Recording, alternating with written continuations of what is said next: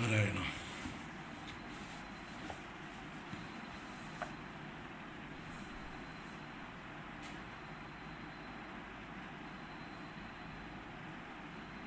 നമസ്തേ. ഹരി ഓം ഹരി ഓം ഹരി ഓം.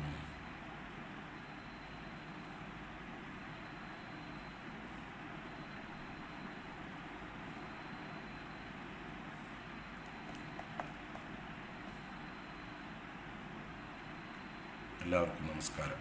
ഹരി ഓം.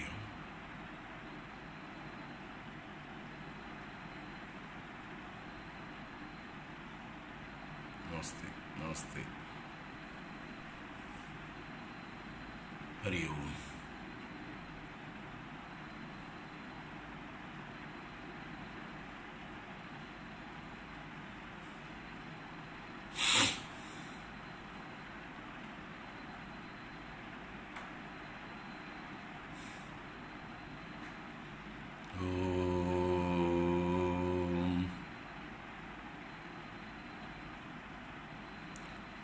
ശ്രുതിസ്മൃതിപുരാണാനാം ആലയം കരുണാലയം നമാമി ഭഗവത്പാദം ശങ്കരം ലോകശങ്കരം. ശങ്കരം ശങ്കരാചാര്യം കേശവം ബാദരായണം സൂത്രഭാഷ്യകൃതൗ വന്ദേ ഭഗവന്തൗ പുനഃ പുനഃ. ഈശ്വരോ ഗുരുരാത്മേതി മൂർത്തിഭേദ വിഭാഗിനേ വ്യോമവത് വ്യാപ്തദേഹായ ദക്ഷിണാമൂർത്തയേ നമഃ.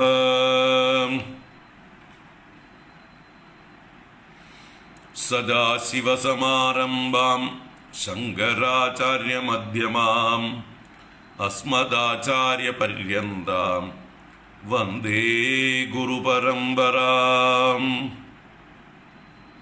ശിവം ശിവകരം ശാന്തം ശിവാത്മാനം ശിവോത്തമം ശിവമാർഗപ്രണേതാരം പ്രണതോസ്മി സദാശിവം. സർവമംഗളമാംഗല്യേ ശിവേ സർവാർത്ഥസാധികേ ശരണ്യേ ത്രയംബകേ ഗൗരി നാരായണി നമോസ്തുതേ.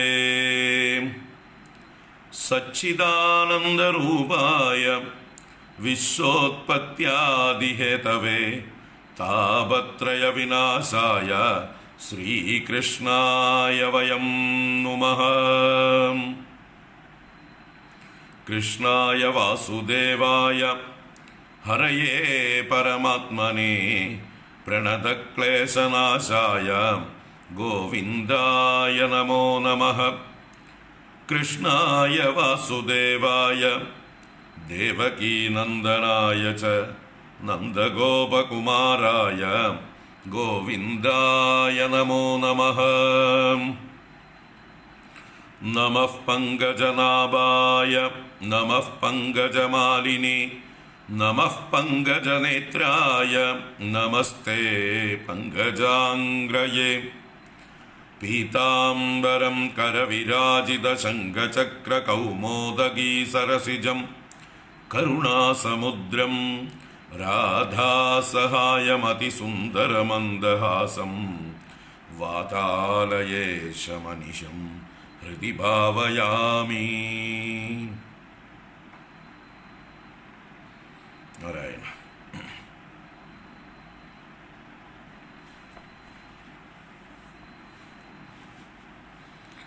നാരായണ.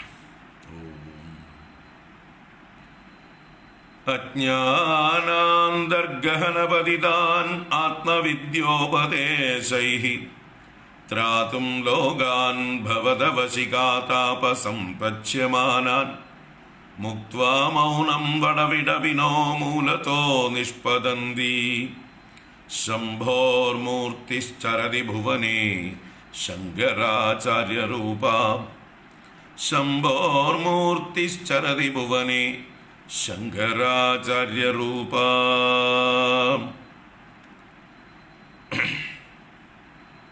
ശ്രീ ഗുരുഭ്യോ നമഃ. ഓം നമഃ ശിവായ. ഓം ശ്രീ മഹാദേവ്യൈ നമഃ. ഓം നമോ ഭഗവതേ വാസുദേവായ. ഓം നമഃ പരമഋഷിഭ്യോ നമഃ. പരമഋഷിഭ്യഃ നമോ നാരായണ. ഹരി ഓം. എല്ലാവർക്കും നമസ്കാരം. എല്ലാവർക്കും സുപ്രഭാതം, ശുഭദിനം, സുസ്വാഗതം. നാരായണ. ഓം.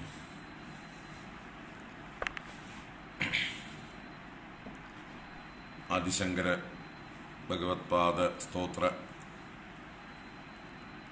തരംഗിണി ഇന്ന് 270 270-ാം ദിവസം. ഇന്ന് നമ്മൾ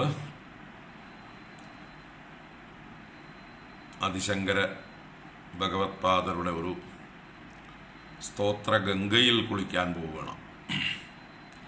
സ്തോത്ര ഗംഗാ ദർശനം, സ്തോത്ര ഗംഗാ പാനം, സ്തോത്ര ഗംഗാ സ്നാനം ഒക്കെ ചെയ്യാം. ഇപ്പം ഗംഗാദേവിയെ നമുക്ക് ഇവിടെ ഇരുന്നു കൊണ്ട് കാണാം. അപ്പോൾ മാർഗഴി മാസത്തിലെ ഒരു ഗംഗാ സ്നാനവും കൂടി ആവാം. ഭഗവാന്റെ പാദതീർത്ഥമാണ് ഗംഗ. അപ്പോൾ ഭഗവാന്റെ പാദതീർത്ഥത്തിൽ ഭക്തിപൂർവം നമുക്ക് മുങ്ങാം. ഇവിടെ നിന്ന് മുങ്ങാം. ആദിശങ്കര ഭഗവത്പാദര് 3 ഗംഗാ സ്തോത്രങ്ങൾ രചിച്ചിട്ടുണ്ട്.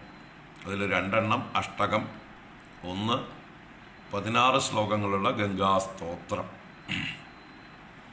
ഗംഗാസ്തോത്രമാണ് അതിലേറ്റവും പോപ്പുലറായിട്ടുള്ളത്. എല്ലായിടത്തും നിത്യപാരായണമുള്ള സ്തോത്രം ഗംഗാസ്തോത്രം 16 ശ്ലോകങ്ങളുള്ളതാണ്. ദേവി സുരേശ്വരി ഭഗവതി ഗംഗേ എന്നാരംഭിക്കുന്ന ഗംഗാ ആരതിക്കൊക്കെ പല ആശ്രമങ്ങളിലും ഋഷികേശിലും ഹരിദ്വാറിലും കാശിയിലും മറ്റു പല ഭാഗങ്ങളിലൊക്കെ ഉപയോഗിക്കുന്നത് ആ ഗംഗാസ്തോത്രം 16 ശ്ലോകങ്ങളുള്ളതാണ്. അത് നമുക്ക് പിന്നീട് എടുക്കാം. ആദ്യം ഇപ്പോൾ ഒരു ഗംഗാഷ്ടകം. ഗംഗാഷ്ടകം 8 ശ്ലോകങ്ങളാണ്. ഇതാണ് ആചാര്യ ഭഗവത്പാദർ ആദ്യം രചിച്ച ഗംഗാസ്തോത്രം. ആചാര്യ ഭഗവത്പാദർ 8-ാം വയസ്സിൽ സന്യസിച്ച് ചുരുങ്ങിയ കാലം കൊണ്ട് ഗുരുവിൻ്റെ അടുത്ത് നിന്ന് സർവശാസ്ത്രങ്ങളുടെയും ആ ഒരു എന്താ പറയുക അതോറിറ്റിയായി മാറി കാശിയിലേക്ക് അദ്ദേഹത്തിൻ്റെ താമസം മാറ്റുന്നുണ്ട്. ഗുരുവിൻ്റെ നിർദ്ദേശപ്രകാരം ബ്രഹ്മസൂത്രം രചിക്കാനും അല്ലെങ്കിൽ അതുപോലെ മറ്റു പല ഉപനിഷത്തുക്കളുടെ വ്യാഖ്യാനങ്ങളൊക്കെ രചിക്കാനും ഒക്കെ ആയിട്ട് അദ്ദേഹം കാശിയിൽ താമസിക്കുന്നുണ്ട്. അപ്പോൾ ആ കാലത്താണ് അദ്ദേഹം ഗംഗയിൽ നിത്യവും സ്നാനം ചെയ്യും, കാശി വിശ്വനാഥനെ ദർശിക്കും. അങ്ങനെ അവിടെ ഭിക്ഷാടനവും മറ്റൊക്കെ ചെയ്തുകൊണ്ടാണ് കഴിച്ചുകൂട്ടിയിരുന്നത്. ആ കാലത്ത് 11 വയസ്സോ മറ്റേ ഉള്ളൂ അദ്ദേഹത്തിന്. ഗംഗയിലെ നിത്യവും സ്നാനം ചെയ്യുമ്പോൾ ആ ഗംഗയെ സ്തുതിച്ചുകൊണ്ട് അദ്ദേഹം ആദ്യം രചിച്ച ഒരു കൃതിയാണ് നമ്മളിപ്പോൾ ഇന്ന് കാണുന്ന ഗംഗാഷ്ടകം. പിന്നീട് 2 സ്തോത്രങ്ങൾ കൂടെ ഗംഗയെ സ്തുതിച്ചുകൊണ്ട് ശങ്കരാചാര്യർ രചിച്ചിട്ടുണ്ട്. അത് നമുക്ക് പിന്നീട് കാണാം. അപ്പോൾ ആദ്യം ഇന്ന് ഈ ഗംഗാഷ്ടകം ചൊല്ലിയിട്ട് അതിലേക്ക് കിടക്കാം. ഓം ശ്രീ ഗംഗാമയ്യ കി ജയ്. ഭഗവതി ഭവലീലാ മൗലിമാലേ തവാംബ ഘനമണുപരിമാണം പ്രാണിനോ യേ സ്പൃശന്തി അമരനഗരനാരീ ചാമരഗ്രാഹിണീനാം വിഗത കലികളങ്കാതംഗമങ്കേലുടന്തി ബ്രഹ്മാണ്ഡം ഖണ്ഡയന്തി ഹരശിരസി ജടാവല്ലിമുല്ലാസയന്തി സ്വർലോകാദാപതന്തി കനകഗിരിഗുഹാഗണ്ഡശൈലാസ്കലന്തി ക്ഷോണീപൃഷ്ടേ ലുടന്തി ദുരിതചയചമൂനിർഭരം ബത്സയന്തി പാദോദിം പൂരയന്തി സുരനഗരസരിൽ പാവനീനഃ പുനാദു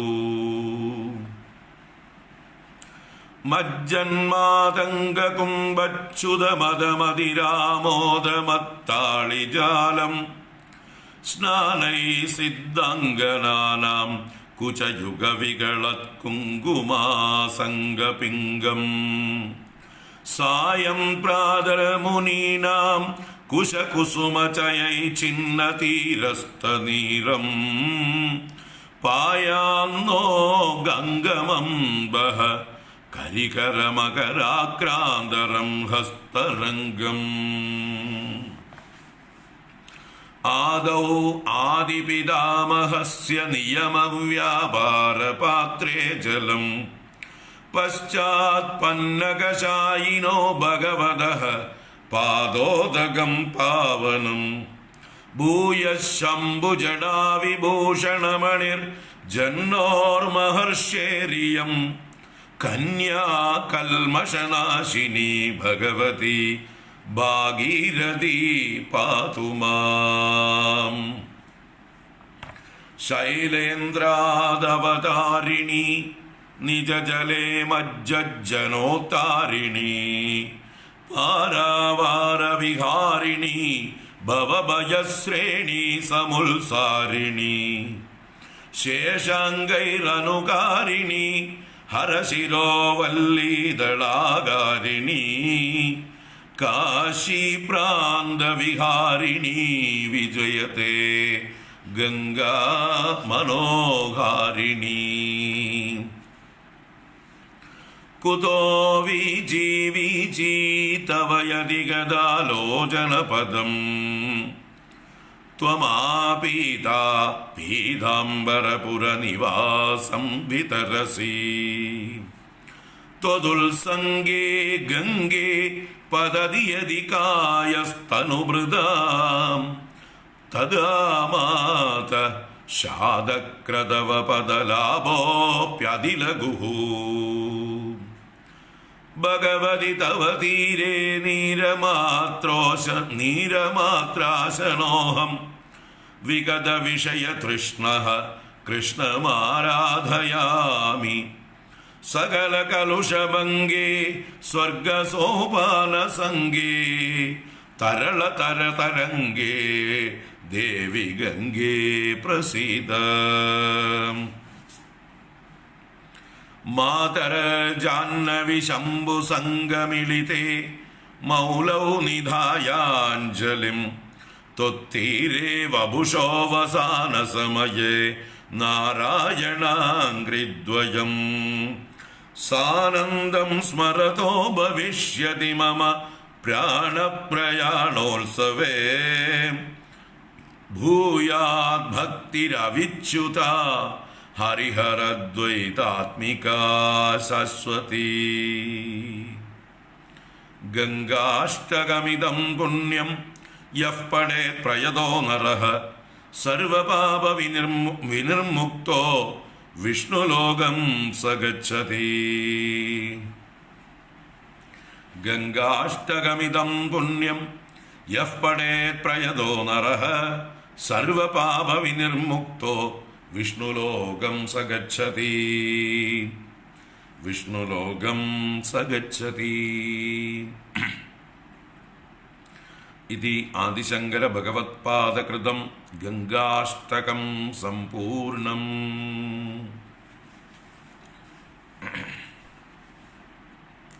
ഓം ഹരി ഓം. എല്ലാവർക്കും ഒരിക്കൽ കൂടെ നമസ്കാരം, ഒരിക്കൽ കൂടെ സുസ്വാഗതം, സുപ്രഭാതം, ശുഭദിനം.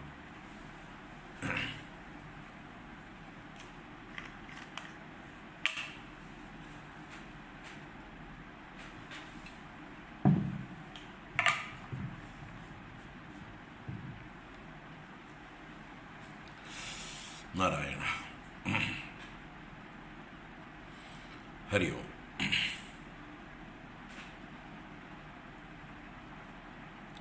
നാരായണ.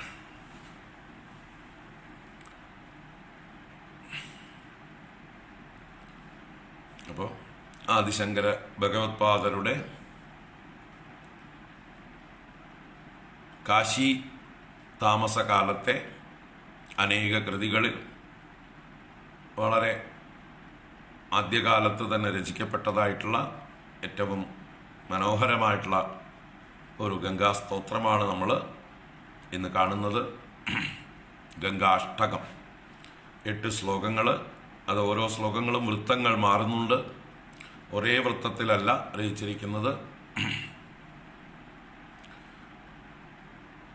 ഗംഗയുടെ മഹാത്മ്യത്തെ വർണ്ണിക്കുന്നതായിട്ടുള്ള ഗംഗാ ഉൽപ്പത്തി കഥകളും ഗംഗാ അവതരണ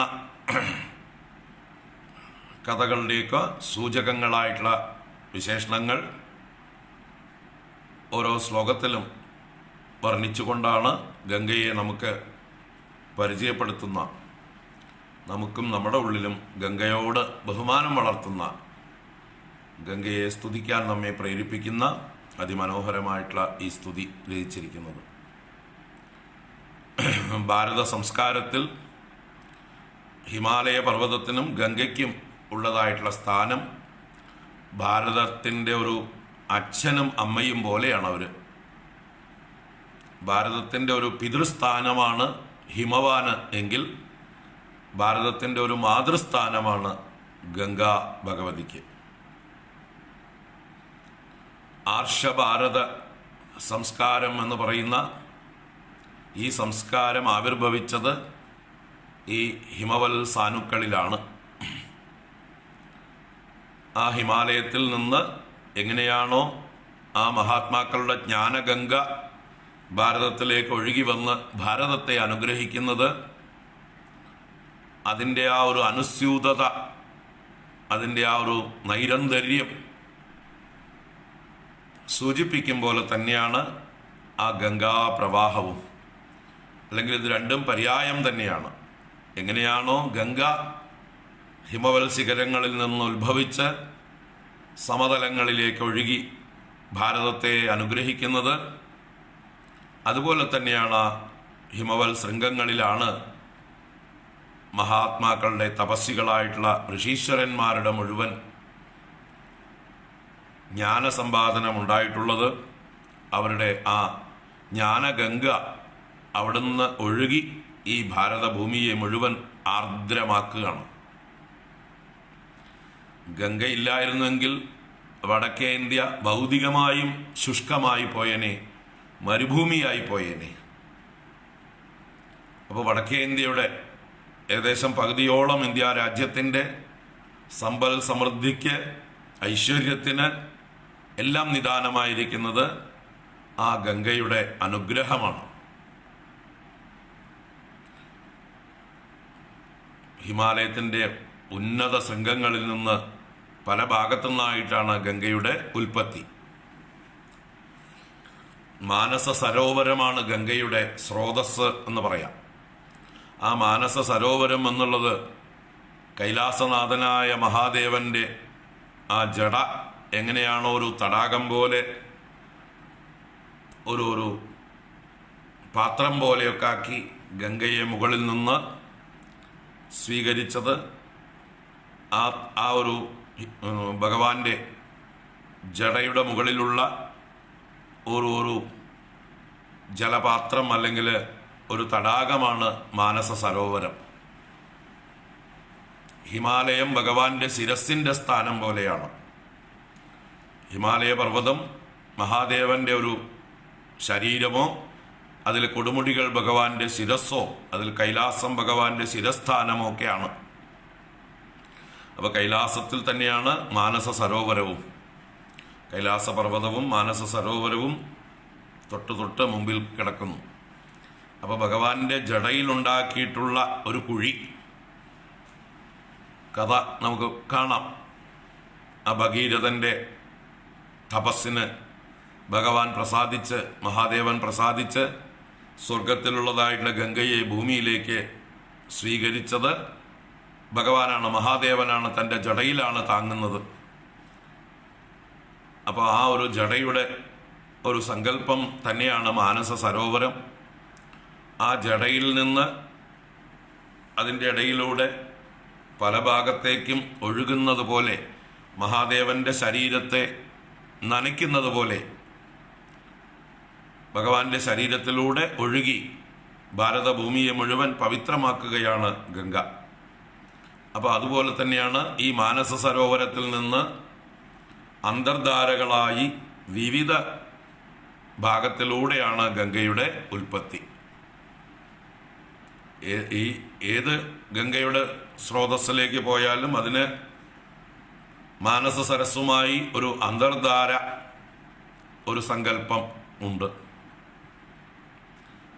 ആ മാനസ സരസിൽ നിന്നാണ് ഗംഗയുടെ വിവിധ ചാലുകളായി ഉത്ഭവിച്ച് വിവിധ പേരുകളിൽ ഗംഗ താഴേക്ക് ഒഴുകുന്നത്.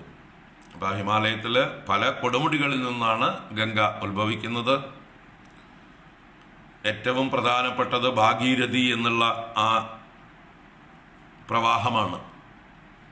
ഗംഗോത്രിയിൽ നിന്നാണ് ആ ഭാഗീരഥിയുടെ ഉത്ഭവം. ഗംഗോത്രിയിൽ നിന്നും കുറച്ചുകൂടി മുകളിലോട്ട് ഗോമുഖ്, അത് ഗംഗോത്രിയിൽ നിന്ന് കാൽനടയായിട്ട് തന്നെ പോകണം ഗോമുഖിലേക്ക്. ആ ഗോമുഖിൽ ഒരു പശുവിൻ്റെ വായിൽ നിന്ന് വെള്ളം ചാടുന്ന പോലെയാണ് ആ ഗംഗയുടെ ഉൽപ്പത്തി നമ്മൾ കാണുക.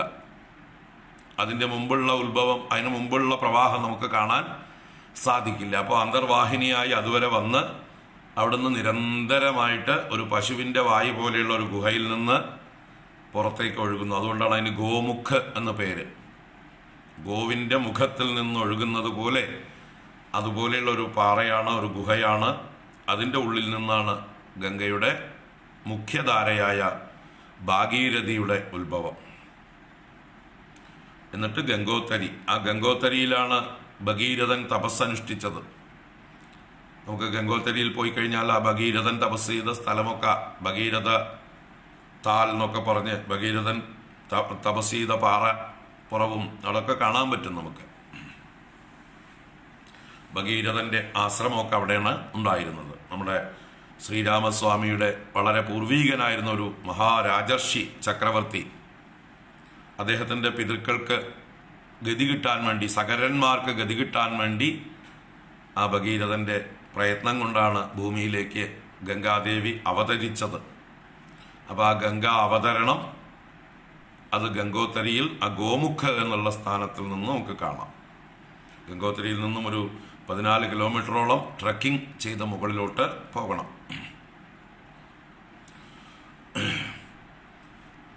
അപ്പം അതാണ് ഭാഗീരഥി എന്ന് പറയുന്ന മുഖ്യ പ്രവാഹം, മുഖ്യ സ്രോതസ്. പിന്നെ മന്ദാകിനി, അളകനന്ദ മുതലായ പ്രവാഹങ്ങളുണ്ട്. അളകനന്ദ ബദരീനാഥിൽ നിന്നാണ് ഉത്ഭവിക്കുന്നത്.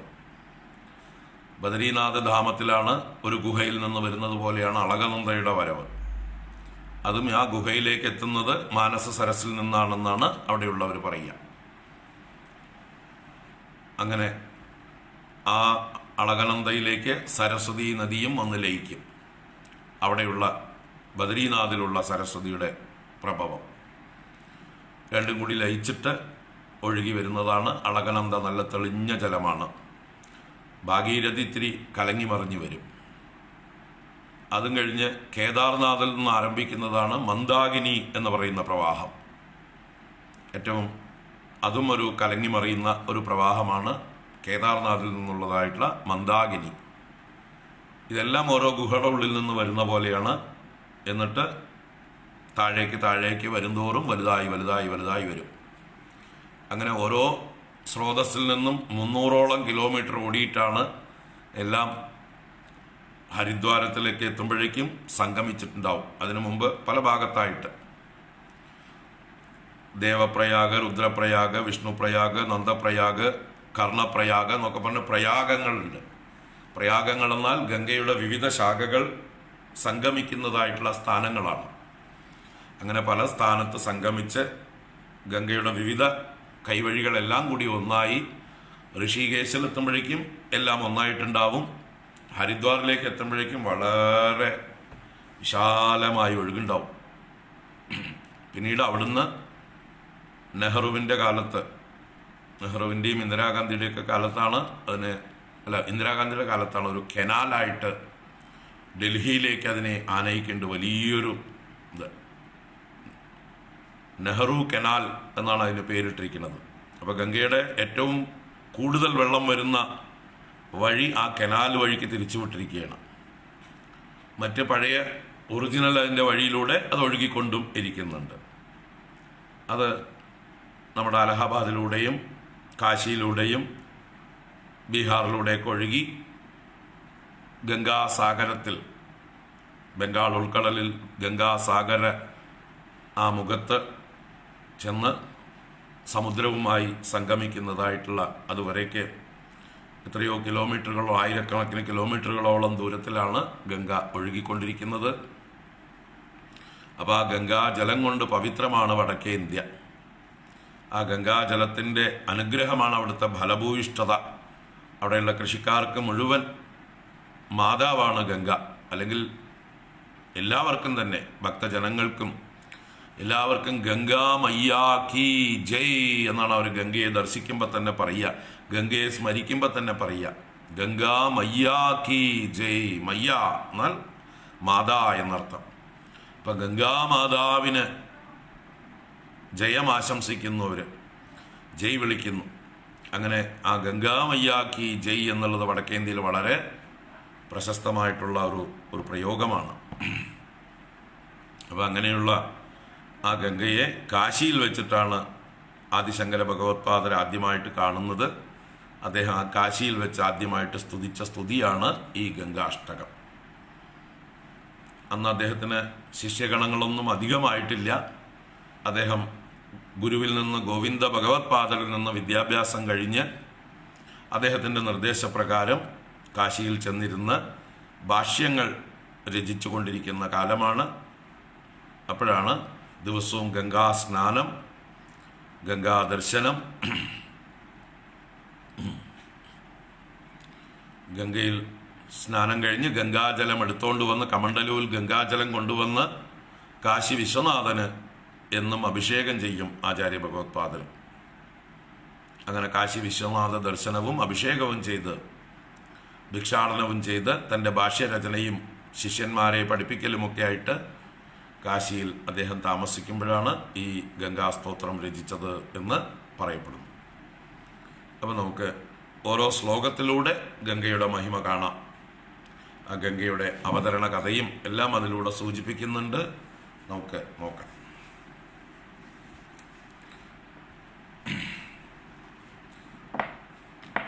ഇനി ഈ മകരം സംക്രാന്തി കഴിഞ്ഞാൽ, മകരസംക്രാന്തി മുതൽ ഹരിദ്വാറിൽ ഗംഗയിൽ കുംഭമേള ആരംഭിക്കുകയാണ്. മകരം, കുംഭം, മീനം ഈ 3 മാസങ്ങൾ വിവിധങ്ങളായ വിശേഷ ദിവസങ്ങളിൽ എല്ലാവരും കൂടെ കോടിക്കണക്കിന് ആളുകൾ ഒന്നിച്ച് സ്നാനം ചെയ്യുന്ന സവിശേഷ ദിവസങ്ങളുണ്ട്. പൗർണമി, അമാവാസി, അതുപോലെ പഞ്ചമി, ചില പ്രത്യേക ദിവസങ്ങളൊക്കെ, ശിവരാത്രിയൊക്കെ അതിൻ്റെ ഇടയ്ക്ക് വരും. അങ്ങനെയുള്ള പ്രത്യേക ദിവസങ്ങൾ അവർ മാർക്ക് ചെയ്ത് വെച്ചിട്ടുണ്ട്. ആ ദിവസങ്ങളിലാണ് ഏറ്റവും വിശേഷമായിട്ടുള്ള സ്നാനം. അപ്പോൾ അങ്ങനെയുള്ള ആ ഒരു ദിവസങ്ങൾ ആഗതമാവുകയാണ്. അപ്പോൾ ആരെങ്കിലും ഗംഗയിലേക്ക് പോകുന്നുണ്ടെങ്കിൽ അവർക്ക് ഈ ഒരു സ്മരണകളോടെ പോകാം, കുംഭമേളയിൽ പങ്കെടുക്കാം. കഴിഞ്ഞ കുംഭമേള ഹരിദ്വാറിൽ നടന്നപ്പോൾ നമ്മൾ പങ്കെടുത്തിട്ടുണ്ട്.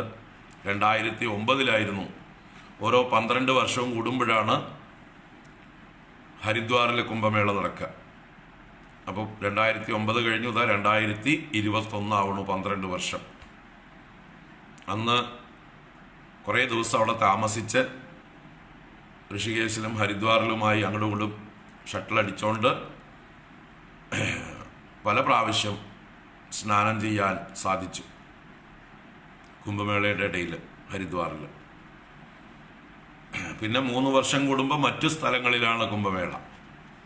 അത് ഇപ്പോൾ കഴിഞ്ഞ കുംഭമേള അലഹബാദിലായിരുന്നു 2019 ആരംഭത്തിൽ. 2019 അതെ, 2019 നമ്മുടെ യോഗിജിയുടെ നേതൃത്വത്തിൽ വളരെ ഭംഗിയായിട്ട് അലഹബാദിൽ കുംഭമേള നടത്തിയത്. അതുപോലെ പിന്നെ ഉള്ളത് നാസിക്കിലും ഉജ്ജയിനിയിലും 2 കുംഭമേളകളുണ്ട്. അത് 3 വർഷം കൂടുമ്പോൾ. അപ്പോൾ ഏറ്റവും പ്രധാനം അലഹബാദിലെയും ഹരിദ്വാറിലെയാണ്. ഭാരതത്തിലുള്ള സർവ്വ സന്യാസിമാരും അവിടെ എത്തിച്ചേരും. എല്ലാ വിഭാഗത്തിൽപ്പെട്ടവരും വന്ന് സ്നാനം ചെയ്യും. അതോടൊപ്പം തന്നെ എന്താ പറയുക, നമ്മുടെ വിന്ധ്യപർവ്വതത്തിൻ്റെ മുകളിലുള്ള എല്ലാവരും അവിടെ എത്തും, കുടുംബസമേതം, ഘട്ടം ഘട്ടമായിട്ട്. അപ്പോൾ അങ്ങനെയുള്ള ആ കുംഭമേളകളിൽ പങ്കെടുക്കുക എന്നുള്ളതൊക്കെ വലിയ ഭാഗ്യമാണ്. അതിൻ്റെയൊക്കെ കഥയൊക്കെ നമ്മൾ പറയാം. എന്താണ് കുംഭമേളയുടെ ആ ഒരു ഐതിഹ്യം എന്നൊക്കെ ഉള്ളത് നമുക്ക് പറയാം. അപ്പോൾ നമുക്ക് തുടങ്ങി വയ്ക്കാം. ഒന്നാമത്തെ ശ്ലോകം. ഭഗവതി ഭവലീലാ മൗലിമാലേ തവാംബക്കണമണു പരിമാണം പ്രാണിനോ യേ സ്പൃശന്തി അമരനഗര നാരീ ചാമരഗ്രാഹിണീനാം വിഗത കലികളങ്കാതംഗമംഗേ ലുഢന്തി.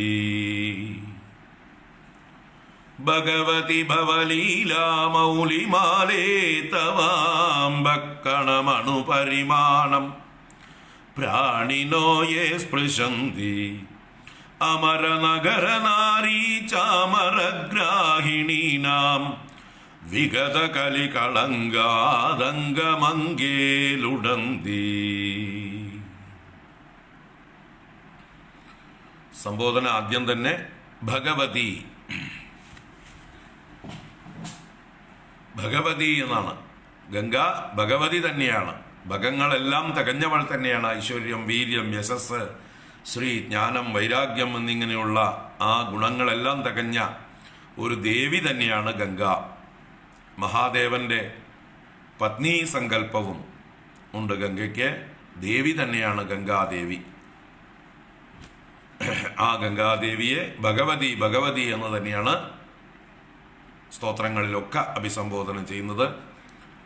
എല്ലാ ഐശ്വര്യങ്ങളുടെയും സ്രോതസ്സാണ് ദേവി. അങ്ങനെയുള്ള ഭഗവതി. ഭവലീല മൗലിമാലേ, ഭവന്റെ ലീലാമൗലിയിലെ മാലയായിട്ടുള്ളവളെ എന്നാണ്. ഭവൻ എന്നാൽ മഹാദേവൻ. അപ്പൊ മഹാദേവന്റെ ശിരസിലെ അതാണ് മൗലി, അതിലുള്ള മാലയായിട്ട്.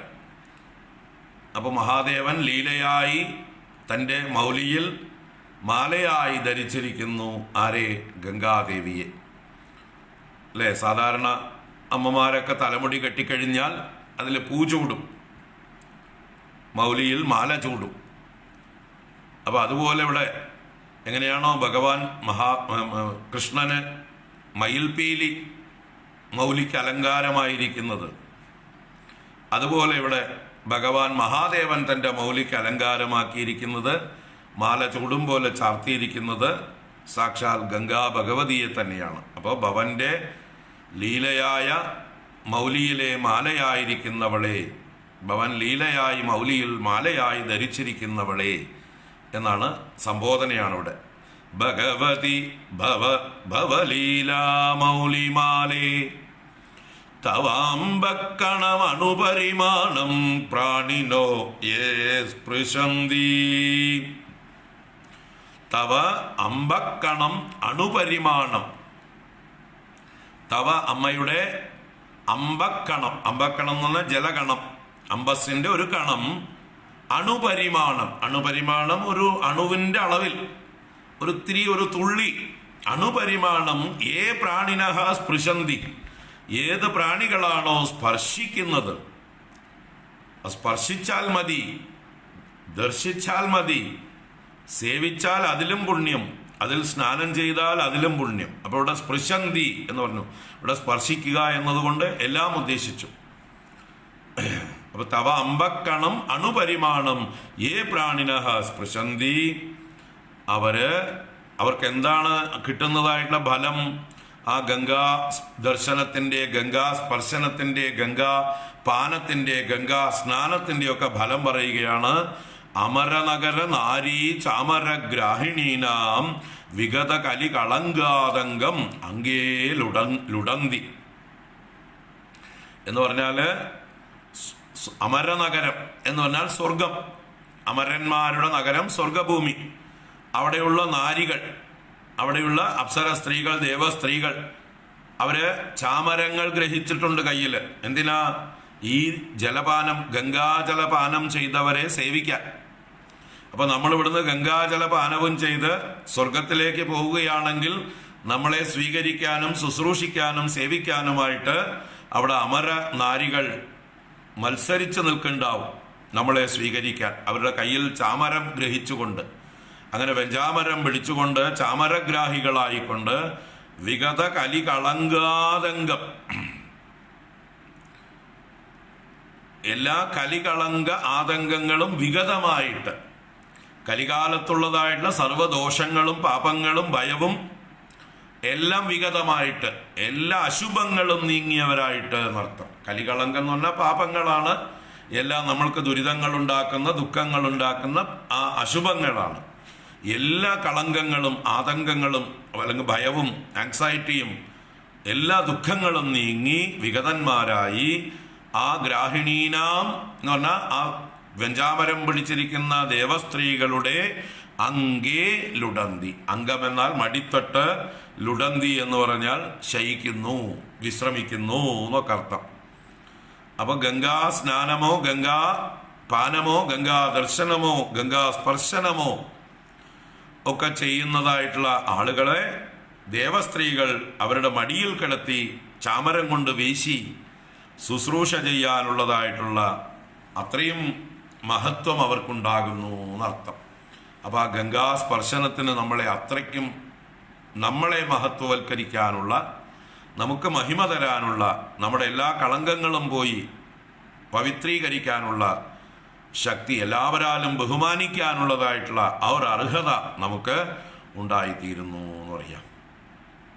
അപ്പൊ അതൊരു മഹാഭാഗ്യമാണ് ഗംഗാ ദർശനം, ഗംഗാ സ്നാനം, ഗംഗാ സ്പർശനം എല്ലാം തന്നെ ആ ഒരു ഭാഗ്യമായിട്ട് നമ്മൾ കരുതണം. അതിന് കാരണങ്ങളൊക്കെ വരാൻ പോകുന്നുണ്ട്, എന്തുകൊണ്ടാണ് ഗംഗയ്ക്ക് ഇത്രയും മഹത്വം എന്നുള്ളതൊക്കെ.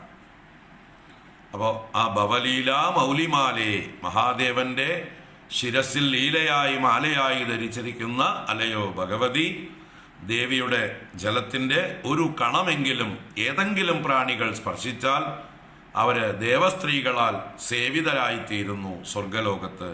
ആ ദേവസ്ത്രീകൾ അവരെ മടിയിൽ കിടത്തി ശുശ്രൂഷിക്കുന്നു, ചമരം വീശി അവരെ സേവിക്കുന്നു. അത്രയ്ക്കുള്ള പുണ്യാത്മാക്കളായിത്തീരുന്നു എന്ന് അർത്ഥം. ഭഗവതി ഭവലീലാ മൗലിമാലേ തവാം ഭക്കണമണുപരിമാണം പ്രാണിനോ യേ സ്പൃശന്തി അമരനഗര നാരീ ചാമരഗ്രാഹിണീനാം വിഗത കലികളങ്കാതംഗമങ്കേലുടന്തി. അങ്കേലുടന്തി, ആ നാരിമാരുടെ മടിയിൽ കിടന്ന് അവരുടെ ശുശ്രൂഷയ്ക്ക് പാത്രമായിത്തീരുന്നു. അവർ നമ്മളെ വീശി നമ്മളെ സേവിക്കുന്നു എന്നർത്ഥം. നമുക്ക് കാല് തിരുമ്പിത്തരാനും വീശിത്തരാനും മറ്റ് പല സേവകളെല്ലാം ചെയ്തു തരാനും ദേവസ്ത്രീകൾ മത്സരിക്കും എന്ന് താല്പര്യം. അടുത്ത രണ്ടാമത്തെ ശ്ലോകം. ബ്രഹ്മാണ്ഡം ഖണ്ഡയന്തി ഹരശിരസി ജടാവല്ലി മുല്ലാസയന്തി സ്വർലോകാദാപദന്തി കനകഗിരി ഗുഹാഗണ്ഡശൈലാസ്കലന്തി ക്ഷോണീപൃഷ്ടേ ലുടന്തി ദുരിതചയചമോ നിർഭരം ബത്സയന്തി പാദോദിം പൂരയന്തി സുരനഗര സരിൽ പാവനി നഃ പുനാദു.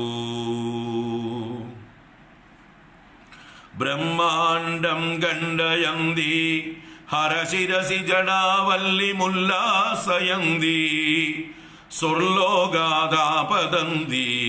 കനകഗിരിഗുഹാഖണ്ഡശൈലാസ്കലന്തി ക്ഷോണീപൃഷ്ടേ ലുടന്തി ദുരിതചയചമോ നിർഭരം ഭത്സയന്തി പാദോദിം പൂരയന്തി സുരനഗര സരിൽ പാവനി നഃ പുനാദു. അപ്പോ ആ ഗംഗാദേവി നമ്മളെ ശുദ്ധീകരിക്കട്ടെ, പാവനമാക്കട്ടെ. പുനാദു എന്നാണ്. സുരനഗര സരിത് പാവനി നഃ പുനാദു. സുരനഗരം എന്നാൽ ദേവനഗരം, ദേവലോകം, സ്വർഗം. അവിടെ നിന്ന് ഒഴുകുന്ന സരിത് പാവനി. സരിത് പാവനി എന്ന് പറഞ്ഞാൽ, സരിത്ത് എന്ന് പറഞ്ഞാൽ സമുദ്രമാണ്. ഇവിടെ ആ സമുദ്രത്തെ അല്ലെങ്കിൽ ഏത് ജലപ്രവാഹവും സരിത്ത് തന്നെയാണ്. സരിത് പാവനി എന്ന് പറയുമ്പോൾ ഇവിടെ തീർത്ത നദി എന്ന അർത്ഥത്തിലെടുക്കാം. നമ്മളെ ശുദ്ധീകരിക്കുന്ന പാവനിയായ സരിത്ത്, പവിത്രമായ ഈ നദി, ഗംഗാ നദി നഃ പുനാദു, നമ്മെ പവിത്രീകരിക്കട്ടെ. നഹ എന്ന് പറഞ്ഞാൽ അസ്മാകം, അസ്മാൻ എന്നൊക്കെ അർത്ഥത്തില് നമ്മളെ പുനാദു പവിത്രീകരിക്കട്ടെ, ശുദ്ധമാക്കട്ടെ, പാവനമാക്കട്ടെ എന്ന് പ്രാർത്ഥന. അപ്പോൾ ആ നദി എവിടെയൊക്കെ എന്തൊക്കെ ചെയ്തുകൊണ്ടാണ് സമുദ്രത്തിലേക്ക് ചെന്ന് ചേരുന്നത്, ഒഴുകിക്കൊണ്ടിരിക്കുന്നത്, ആരെയൊക്കെ അനുഗ്രഹിക്കുന്നു എന്ന് എടുത്തു പറയുകയാണ്.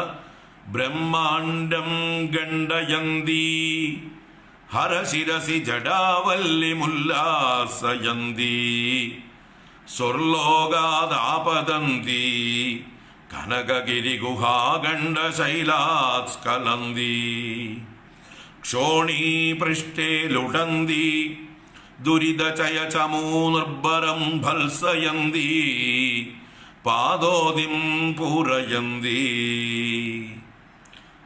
ആ പാവനി, സുരനഗര സരിൽ പാവനി, അതിനെ വിശേഷിപ്പിച്ചതാണ് ഇത്രയും വിശേഷണങ്ങൾ. ഇതൊക്കെ വിശേഷണങ്ങളാണ്. ആരുടെ? ഗംഗയുടെ.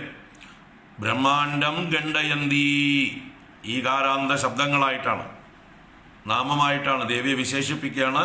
ബ്രഹ്മാണ്ഡം ഖണ്ഡയന്തി സുരനഗര സരിൽ പാവനി, അപ്പൊ ഒരു വിശേഷണം. ഹരശിരസി ജടാവല്യം ഉല്ലാസയന്തി, അതും രണ്ടാമത്തെ വിശേഷണം. സ്വർലോകാദാപതന്തി, മൂന്നാമത്തെ വിശേഷണം. കനകഗിരിഗുഹാഖണ്ഡ ശൈലാസ്കലന്തി, നാലാമത്തെ വിശേഷണം. ക്ഷോണീപൃഷ്ടേലുടന്തി, 5. ദുരിതചയചമോ നിർഭരം ബത്സയന്തി, ആറാമത്തെ വിശേഷണം. പാദോദിം പൂരയന്തി, 7 വിശേഷണം. ആർക്ക്? സുരനഗര സരിത് പാവനി എന്ന് പറഞ്ഞ ആ ഗംഗയ്ക്ക്. സുരനഗരത്തിലെ പാവനയായ സരിത്ത്, സ്വർഗലോകത്തെ തന്നെ പവിത്രീകരിക്കുന്ന ആ ഗംഗാ പ്രവാഹം, അത് ഇന്ന വിശേഷണങ്ങളെ കൊണ്ട് പറഞ്ഞിട്ട് നഃ പുനാദു, നമ്മളെ ശുദ്ധീകരിക്കട്ടെ, നമ്മളെ പാവനന്മാരാക്കട്ടെ, പവിത്രീകരിക്കട്ടെ. അപ്പൊ ആദ്യത്തെ വിശേഷണം ബ്രഹ്മാണ്ഡം ഖണ്ഡയന്തി, ബ്രഹ്മാണ്ഡത്തെ ഖണ്ഡിക്കുന്നവളാണവൾ, ബ്രഹ്മാണ്ഡത്തെ ഭേദിക്കുന്നവളാണ് എന്ന് പറയാം. ബ്രഹ്മാണ്ഡത്തിന്റെ നടുവിലൂടെ ഒഴുകുകയാണ് അവള്.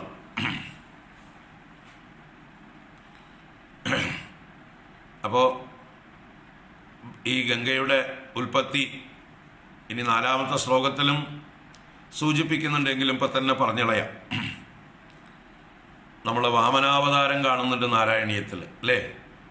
ആ വാമന ഭഗവാൻ മഹാബലിയുടെ നിന്ന് 3 അടി മണ്ണ് ദാനം സ്വീകരിച്ച ശേഷം ആ 3 അടികളെ എൻ്റെ കാലുകൊണ്ട് തന്നെ ഞാൻ അളക്കും എന്ന് നേരത്തെ തന്നെ ഭഗവാൻ പറഞ്ഞിരുന്നു. അത് പ്രകാരം തൻ്റെ കാലുകളെ കൊണ്ട് 3 അടി അളക്കാനായിക്കൊണ്ട് അദ്ദേഹം ആരംഭിച്ചപ്പോൾ അദ്ദേഹം തൻ്റെ ശരിയായ ശരീരത്തെ സ്വീകരിച്ചു. ഞാൻ എൻ്റെ കാലുകൊണ്ട് അളക്കുമെന്ന് പറഞ്ഞത് ഭഗവാൻ പറഞ്ഞതിൽ യാതൊരു മാറ്റവും വന്നിട്ടില്ല. ഭഗവാന്റെ യഥാർത്ഥ ശരീരം എന്താണെന്ന് കാണിച്ചു കൊടുക്കുകയാണ് അവിടെ ചെയ്യുന്നത്. വിശ്വരൂപനാണ് ഭഗവാൻ.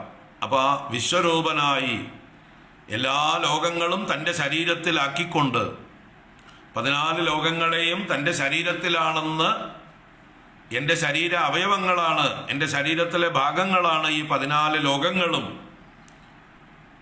ഞാൻ വിരാട് പുരുഷനാണ്, വിശ്വരൂപനാണ് എന്ന് മഹാബലിക്ക് ഭഗവാന്റെ ആ വലിപ്പം കാണിച്ചു കൊടുക്കുന്ന രംഗം.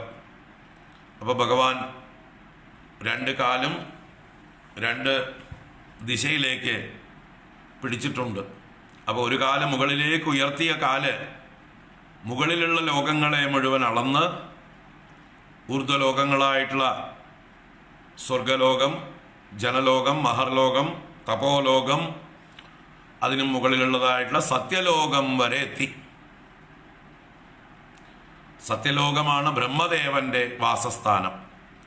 അപ്പോൾ ബ്രഹ്മദേവൻ ഇരിക്കുന്ന ആ വാസസ്ഥാനവും കടന്ന് ഭഗവാന്റെ കാലിൻ്റെ പെരുവിരൽ ഈ ബ്രഹ്മാണ്ടം എന്ന് പറയുന്ന ബ്രഹ്മാവും അടക്കം പെടുന്നതായിട്ടുള്ള ഈ 14 ലോകങ്ങളെയും ഭേദിച്ചുകൊണ്ട് പുറത്തേക്ക് തള്ളി നിന്നു എന്നാ. ഭഗവാന്റെ പെരുവിരല് ഈ ബ്രഹ്മാണ്ടത്തിനും പുറത്തേക്ക് തള്ളി നിന്നു. അത് പുരുഷസൂക്തത്തിൽ പറഞ്ഞിരിക്കുന്ന ആശയമാണ്. അത്യതിഷ്ഠദശാങ്കുലം എന്നൊരു പ്രയോഗമുണ്ട്.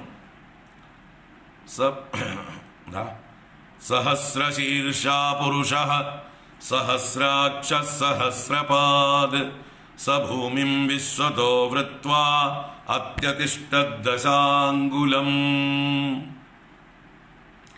സഭൂമിം വിശ്വതോ വൃത്വാ, ആ വിരാട് പുരുഷൻ എല്ലാ ഭാഗത്തും ആവരണം ചെയ്ത് വിശ്വത്തിൽ മുഴുവൻ വ്യാപിച്ച് ആ വിശ്വത്തെയും കടന്നു നിന്നു എന്ന് പറയും. അത്യതിഷ്ഠദശാങ്കുലം, 10 അങ്കുലം പുറത്തേക്ക് തള്ളി നിന്നു പുരുഷസൂക്തം പറയുന്നതാണ്. അപ്പൊ ആ ആശയം സൂചിപ്പിക്കാനെന്നവണ്ണം ഭഗവാൻ 2 കാലും എക്സ്റ്റെൻഡ് ചെയ്തപ്പോൾ, അദ്ദേഹത്തിന്റെ ആ ശരിയായ രൂപം കാണിച്ചപ്പോൾ ബ്രഹ്മാണ്ടത്തെ പിളർന്നുകൊണ്ട് ഭഗവാന്റെ പെരുവിരൽ പുറത്തേക്ക് കടന്നു നിന്നു. അപ്പൊ ബ്രഹ്മലോകത്താണ് ഭഗവാന്റെ പാദം, സത്യലോകത്താണ് ഭഗവാന്റെ പാദം കാണപ്പെട്ടത്. അപ്പൊ അവിടെ ഉണ്ടായിരുന്ന ബ്രഹ്മദേവൻ ഇത് തൻ്റെ സ്വാമിയായ ഭഗവാന്റെ പാദമാണെന്ന് തിരിച്ചറിഞ്ഞ് തൻ്റെ കമണ്ഡലുവിലെ ജലം കൊണ്ട് ആ ഭഗവാന്റെ പാദത്തെ കഴുകുകയാണ്. അപ്പൊ ഭഗവാന്റെ പാദം ബ്രഹ്മാണ്ടത്തിനും പുറത്തേക്ക് തള്ളി നിൽപ്പുണ്ട്. ആ പെരുവിരല് അതിലേക്ക് എങ്ങനെയൊക്കെയോ കമണ്ഡലു കൊണ്ട് എത്തിച്ചിട്ടുണ്ടാവും വെള്ളം. അതുകൊണ്ട് ആ ബ്രഹ്മാണ്ടം ഖണ്ഡയന്തി എന്നിവിടെ പറഞ്ഞത്. ബ്രഹ്മാണ്ടത്തെ പിളർന്നൊഴുകുന്നവളാണ് ഈ ഗംഗാനദി. ബ്രഹ്മാണ്ടത്തിന്റെ പുറത്തു നിന്ന് ആരംഭിക്കുന്നു എന്ന് വേണമെങ്കിൽ പറയാം. എന്നിട്ട് ബ്രഹ്മാണ്ടത്തിന്റെ അകത്തുകൂടെ എല്ലാ ലോകങ്ങളിലൂടെയും ഒഴുകുന്നു. മുകളിലുള്ള സത്യലോകത്തു നിന്ന് ആരംഭിച്ച് ജനലോകം, മഹർലോകം, തപോലോകം എല്ലാം കഴിഞ്ഞ് സ്വർലോകത്തിൽ വന്ന് സ്വർഗത്തെ മുഴുവൻ അനുഗ്രഹിക്കുന്നു സ്വർഗഗംഗയായിട്ട്. പിന്നീടാണ് ഭഗീരഥന്റെ പ്രയത്നം കൊണ്ടത് ഭൂമിയിലേക്കും പിന്നീട് പാതാളത്തിലേക്കുമൊക്കെ ചെല്ലുന്നത്. അപ്പോൾ പാതാളത്തിലായിരുന്നു നമ്മുടെ സകരന്മാരുടെ മരണം സംഭവിച്ചത്. അപ്പോൾ അവിടേക്കാണ് ഗംഗയെ കൊണ്ടുപോകാൻ ഭഗീരഥൻ പ്രയത്നം ചെയ്യുന്നത്.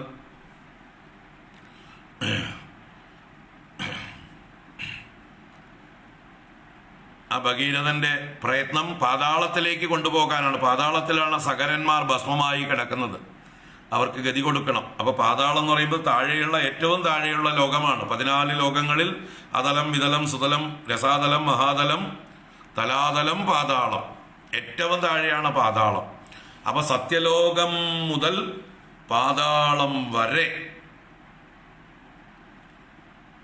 ഒരു നൂല് പോലെ, ഒരു മണിയിൽ കോർത്ത നൂല് പോലെ ഗംഗ അവിടുന്ന് തുടങ്ങി, മുകളിൽ നിന്ന് തുടങ്ങി താഴെ പാതാളം വരെ ഒഴുകുന്നുണ്ട്. അപ്പൊ ബ്രഹ്മാണ്ടത്തെ പിളർന്നുകൊണ്ട് ഒഴുകുകയല്ലേ, ബ്രഹ്മാണ്ടത്തെ ഖണ്ഡിക്കുകയല്ലേ. ബ്രഹ്മാണ്ടത്തിൽ ഗംഗയുടെ സാന്നിധ്യം ഇല്ലാത്തത് എവിടെയാ? ബ്രഹ്മലോകത്തുനിന്ന് പുറപ്പെട്ട് പാതാളം വരെ എത്തണമെങ്കിൽ ബാക്കി ഇടയിലുള്ള 12 ലോകങ്ങളിൽ സ്പർശിക്കണം. അപ്പൊ അങ്ങനെ 14 ലോകങ്ങളെയും ഭേദിച്ചുകൊണ്ട് 14 ലോകങ്ങളെയും അനുഗ്രഹിച്ചുകൊണ്ട് ഒഴുകുന്നവളാണ് ബ്രഹ്മാണ്ടം ഖണ്ഡയന്തി. ബ്രഹ്മാണ്ടത്തെ ഖണ്ഡിച്ചുകൊണ്ട് ഒഴുകുന്നവൾ എന്നർത്ഥം. അത് കഴിഞ്ഞ് അടുത്ത നാമം പറഞ്ഞു, ഹരശിരസി ജഡാവല്യം ഉല്ലാസയന്തി. ഹരശിരസി, ആ മഹാദേവന്റെ ശിരസിലെ ജഡാവല്യം, ജടയാകുന്ന ആ വള്ളിയെ. അപ്പോൾ ഹരന്റെ ശിരസിലെ ജടകളൊക്കെ വള്ളികൾ പോലെ, കാട്ടുവള്ളികൾ പോലെ. അതിനെ ഉല്ലാസയന്തി എന്ന് പറഞ്ഞാൽ ആ വള്ളികൾക്ക് നനച്ച് വള്ളികളെ വളർത്തുന്ന ജലപ്രവാഹമായി. അപ്പോൾ ഭഗവാന്റെ മഹാദേവന്റെ ശിരസിലെ ഈ ജടകളാകുന്ന വള്ളികൾക്ക് നനയ്ക്കുകയാണ് ഗംഗ. ആ വള്ളികൾ വളർന്നു വരാൻ, വള്ളികളെ പോഷിപ്പിക്കാനായി കൊണ്ടുള്ള ഒരു ജലസേചനമാണ് ഗംഗ ചെയ്യുന്നത് ഭഗവാന്റെ മഹാദേവന്റെ ശിരസിൽ. അതാണ് ഹരശിരസി ജഡാവല്യം ഉല്ലാസയന്തി. സ്വർലോകാദാപതന്തി, സ്വർഗലോകത്തിൽ നിന്ന് ആപതിക്കുന്നു. സ്വർഗഗംഗയായി സ്വർഗത്തിൽ വിശ്രമിക്കുകയായിരുന്നു ഗംഗ. ആ സ്വർഗഗംഗയെ ഭഗീരഥന്റെ പ്രാർത്ഥന കൊണ്ട്, തപസ്സുകൊണ്ട് ഗംഗ പ്രസാദിച്ച് ഭൂമിയിലേക്ക് ആപതിക്കുന്നു. സ്വർലോകാദാപതന്തി. ഇതിനെക്കുറിച്ചുള്ള കഥകളൊക്കെ നാളെ പറയാൻ അധികം സമയമില്ല. ഈ ശ്ലോകത്തിന്റെ അക്ഷരാർത്ഥം ആദ്യം പറയാം. അപ്പൊ സ്വർലോകാത് ആപതന്തി, സ്വർഗലോകത്തിൽ നിന്ന് താഴേക്ക് ആഞ്ഞു പതിക്കുന്നവളും കുതിച്ചു പായുന്നവളും. കനകഗിരി ഗുഹാഗണ്ഡ ശൈലാസ്ഖലന്തി. കനകഗിരി എന്ന് പറഞ്ഞാൽ മേരുപർവ്വതം, കൈലാസം തന്നെയാണ്. ആ മേരുപർവ്വതം എന്ന ആ കൈലാസപർവ്വതം സ്വർണപർവ്വതമാണ്. ആ സ്വർണം പോലെ തന്നെയാണ് അത് പ്രകാശിക്കുക. സൂര്യകിരണങ്ങൾ ഏൽക്കുമ്പോൾ സ്വർണ്ണ സമാനമായി പ്രകാശിക്കുന്നു. അങ്ങനെയുള്ള കനകഗിരിയുടെ ഗുഹാഗണ്ഡ ശൈലാത് സ്ഖലന്തി, ഗുഹകളുടെ ഗണ്ഡങ്ങളാകുന്ന പർവ്വതങ്ങളിൽ നിന്ന്. അപ്പൊ അവിടെയൊക്കെ പർവ്വതങ്ങളുടെ ഗുഹകളിലൊക്കെ ഗംഗ ഉത്ഭവിക്കുന്ന സ്ഥാനങ്ങളുണ്ട്. ഇപ്പൊ ഹിമാലയ പർവ്വതത്തിന്റെ വിവിധ ശിഖരങ്ങളിൽ നിന്നൊക്കെ, ഗുഹകളിൽ നിന്നാണ് കനകഗിരി ഗുഹാ ഗണ്ഡശൈലാത്, ആ ഗണ്ഡശൈലങ്ങളിൽ നിന്ന്, മുറിഞ്ഞ ശൈലങ്ങളിൽ നിന്ന് സ്ഖലന്തി ഒഴുകി വരുന്നവളും, താഴേക്ക് ഒഴുകുകയാണ് എന്നർത്ഥം. കനകഗിരി ഗുഹാ ഗണ്ഡശൈലാത് സ്ഖലന്തി ക്ഷോണീ പൃഷ്ഠേ ലുടന്തി. ക്ഷോണീ പൃഷ്ഠം എന്ന് പറഞ്ഞാൽ ഭൂമിയുടെ പൃഷ്ഠമായിട്ടാണ് പർവ്വതങ്ങളെ സങ്കല്പിക്കുക. അപ്പൊ ആ പർവ്വതങ്ങളിലൂടെ ഒഴുകി, പിന്നെ പൃഷ്ഠം വന്നാൽ താഴ്വാരങ്ങളെയും പൃഷ്ഠം എന്ന് പറയും. പർവ്വതങ്ങളുടെ താഴ്വാരങ്ങളാകുന്ന പൃഷ്ഠങ്ങളിലൂടെയും ലുടന്തി, അവിടെയും ശയിച്ചുകൊണ്ട് ഭൂമിയുടെ പൃഷ്ഠത്തിലൂടെ ഒഴുകുന്നവളായിക്കൊണ്ട്. ദുരിത ചയ ചമൂ നിർഭരം ബത്സയന്തി. ദുരിത ചയം എന്ന് പറഞ്ഞാൽ പാപങ്ങളുടെ ചയമെന്നാൽ സമൂഹം, അതിൻ്റെ ചമൂ എന്ന് പറഞ്ഞാൽ സൈന്യങ്ങൾ, കൂട്ടങ്ങൾ. അപ്പൊ ദുരിത സമൂഹങ്ങളാകുന്ന സൈന്യങ്ങളെ ചമൂ നിർഭരം ബത്സയന്തി. നിർഭരം എന്ന് പറഞ്ഞാൽ നന്നായി ബത്സയന്തി, നശിപ്പിച്ചുകൊണ്ട്, ബത്സിച്ചുകൊണ്ട്, കീഴ്പ്പെടുത്തിക്കൊണ്ട് എന്നൊക്കെ അർത്ഥം. അപ്പൊ ലോകത്തിന്റെ മുഴുവൻ പാപങ്ങളെ മുഴുവൻ നശിപ്പിച്ചുകൊണ്ട്, ബത്സിച്ചുകൊണ്ട് പാദോദിം പൂരയന്തി. പാദോനിധി എന്നൊക്കെ പറഞ്ഞാൽ ജലനിധി, സമുദ്രം. ആ സമുദ്രത്തെ പൂരയന്തി, സമുദ്രത്തെ നിറയ്ക്കുന്നവളും സമുദ്രത്തെ പൂരിപ്പിക്കുന്നവളുമായിട്ടുള്ള ഈ സാഗരമുണ്ടാകുന്നത് തന്നെ ഗംഗ വന്നതിന് ശേഷമാണ്. ആ ഗംഗയാണ് സാഗരത്തെ ഉണ്ടാക്കുന്നത്, സാഗര നിർമ്മിതി. അപ്പൊ അങ്ങനെ ഗംഗയിൽ നിന്നാണ് സാഗരത്തിന്റെ ഉൽപ്പത്തി. അങ്ങനെ പാദോധിം പൂരയന്തി, സമുദ്രത്തെ നിറയ്ക്കുന്നവളുമായിരിക്കുന്ന സുരനഗര സരിൽ പാവനി, ആ സ്വർഗലോകത്തിലെ പവിത്രയായ ആ സരിത്ത്, ആ നദി ഗംഗ, നഹ പുനാതു, നമ്മളെ രക്ഷിക്കട്ടെ, നമ്മളെ പവിത്രീകരിക്കട്ടെ, നമ്മളെ ശുദ്ധീകരിക്കട്ടെ എന്നാണ് പ്രാർത്ഥിക്കുന്നത്. അപ്പോൾ അതിൻ്റെ ആ കഥകള്, മഹാദേവൻ തൻ്റെ ജടയിലേക്ക് ധരിക്കുന്നതും സ്വർഗലോകത്തുനിന്ന് ഭൂമിയിലേക്ക് ഭഗീരഥൻ തപസ്സുകൊണ്ട് കൊണ്ടുവരുന്നതുമായിട്ടുള്ള കാര്യങ്ങളൊക്കെ നമുക്ക് നാളെ കാണാം. ഇന്ന് ഈ ശ്ലോകത്തോടുകൂടി നിർത്താം.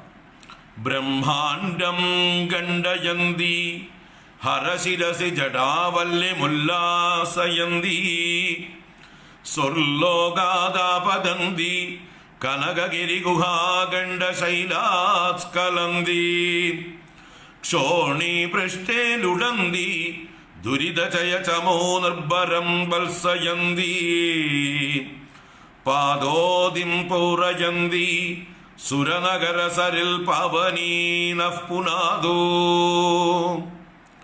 സുരനഗര സരിൽ പാവനീനഃ പുനാദോ.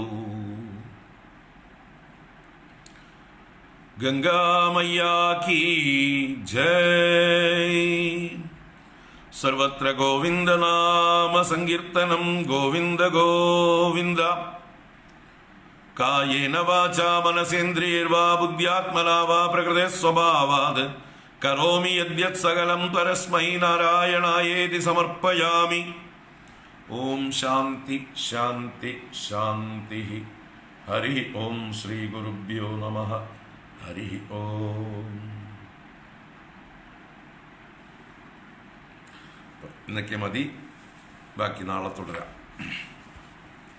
ഇന്ന് വേറെ ക്ലാസ്സുകളില്ല, എനിക്ക് വേറെ കുറച്ച് തിരക്കുകളുണ്ട്. നമ്മളിവിടെ ഒരാഴ്ച ഉണ്ടായിരുന്നില്ലല്ലോ, അപ്പോൾ കുറച്ച് കാര്യങ്ങൾ പെൻഡിങ് ആയിട്ടുള്ള പല കാര്യങ്ങളുണ്ട്. ആ പണികളൊക്കെ തീർക്കാനുണ്ട്. വേറെയും കുറച്ച് കാര്യങ്ങളുണ്ട് പേഴ്സണൽ. നാളെ രാവിലെ കാണാം. ഹരി ഓം നാരായണ. എല്ലാവർക്കും ശുഭദിനാശംസകൾ. ഹരി ഓം ഹരി ഓം.